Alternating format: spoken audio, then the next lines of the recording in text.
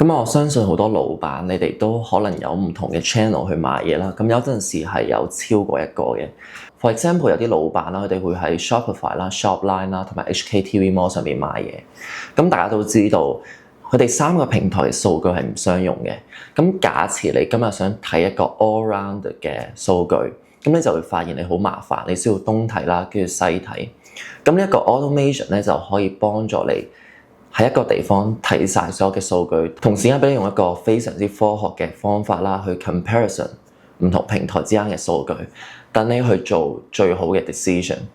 咁我哋可以舉一個例子啦，因為我哋冇辦法用真實客人嘅 data 啦，所以我哋模擬咗一個 Excel 表格出嚟。咁你可以見到我哋呢度有個 Excel file 啦，咁可以快速咁樣睇下。咁基本上就係一啲 product 啦，跟住 cost 啊、price 啊、margin 啦等等啦，跟住我哋會有 Shopify、Shopline、HKTV Mall 佢哋嘅銷售數據啦。咁呢啲嘢都係通過 automation 去獲得嘅。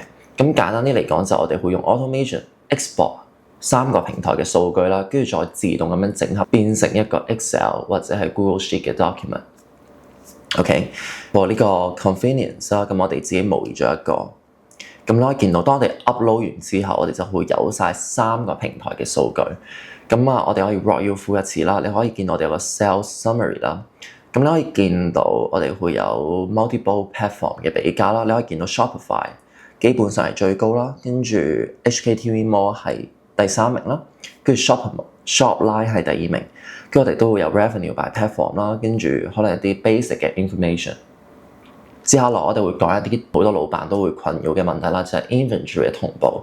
咁有好多老闆佢哋嘅 inventory 由於係因為唔同平台嘅問題啦，所以冇辦法同時更新到個 inventory， 就導致有陣時會 overselling 咗。咁通過呢一個 system 咧，我哋可以將三個平台嘅 inventory integrate 落去一個 platform 度，等你可以用最 update 嘅方法去了解個 inventory 啦。For example， 你可以見到我哋有唔同嘅platform。標示住最新嘅 stock 啦，跟住亦都有 category by inventory 啦，等等等等。咁第二樣嘢就係呢個 platform 嘅 comparison 啦，就好似我哋啱先一開始類似嘅咁樣。之後就到 product 啦。咁 product 方面我哋就會有啲最 basic 嘅一啲資料啦。For example， 佢嘅 cost 啊、佢嘅 price、佢嘅 margin 啊、Shopify 啊、Shopline 啊、HKTV Mall。咁呢一啲嘢就係從啱先我哋個 Excel 表格度嚟嘅。咁同樣地啦，咁樣做嘅目的都係為咗令到你可以有一個 full picture 啦，等你哋去做 decision， 究竟入咩貨啦，上咩貨啦，會有一個更加好、更加科學嘅方法去做決定。我亦都相信呢一樣嘢係好多公司佢哋需要嘅嘢嚟嘅。咁同時間我哋亦都可以將 Shopify、Shopline 等等嘅數據仲進行 integrate 啦，跟住仲有一個 customer 嘅 insight， 咁等你哋知道我哋嗰個 customer 嘅嗰個分佈大概係點樣，跟住 finance 咯。